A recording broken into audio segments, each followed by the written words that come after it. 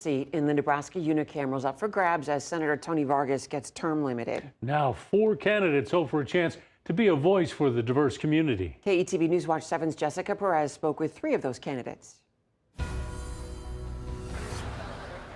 Nebraska transplant Denixie Greca says South Omaha is a special place, and he's ready to be its representative.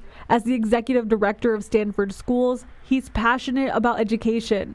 He wants to address teacher shortages and give schools the resources they need. What we need to do is fully fund our public schools and then give the confidence to our local elected school board members to say, hey, we're not going to have our funding cut back. Let's lower the property tax levy. Greca says he's about basic necessities, creating workforce opportunities and expanding access to technical education. The people are here in South Omaha are hardworking folks, and I don't care if your family's been here for 100 days or 100 years. If you work hard, you deserve a shot at a good life. He wants to know what people in District 7 care about. If I'm running to be your leader, I want to have a face-to-face conversation with you. Knocking on doors, he says speaking Spanish is crucial to properly representing District 7. District 7 is the only majority Latino district in the state of Nebraska, right? It's a huge immigrant community, Latino immigrant community. Candidate Tim Pendrell agrees and says he's practicing. As a South Omaha native, he says he knows the community well. You really get into the history of your community when you're trying to figure out your place in it. Working as a legislative clerk, Pendrell says he's a numbers guy.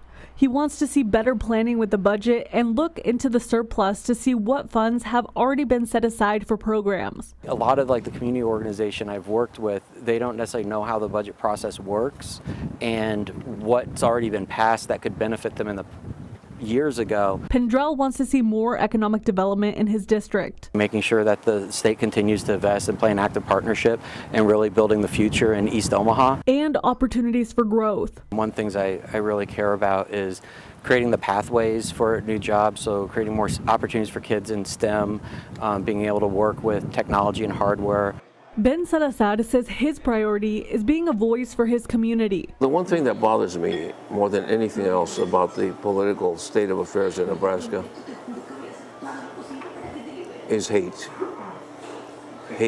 He's a Vietnam veteran and an old school activist. Salazar worked in community service for much of his life, even crossing paths with Cesar Chavez. I took to the streets, I marched, I protested, I sat in when appropriate. So I demanded equality and justice with a bunch of other groups. He's a strong believer in women's rights, union rights, and creating workforce development opportunities. I'm not a radical. I don't believe in defunding the police, for example. I've worked closely with police on issues that impact the community. He does believe community policing can be improved. Salazar also wants to see diversity, equity, and inclusion taken seriously. He calls himself a reluctant campaigner, but he believes he can make a difference. I know enough about most issues that plague us, and I think there's some direction where I can join the fight against injustice, and I think I can make Nebraska a better place for all of us. Now, there is a 4th candidate in this race, Christopher Gary, but he declined to participate in the story, saying he doesn't care for the news because of negativity. Jessica Perez, KETV News Watch 7.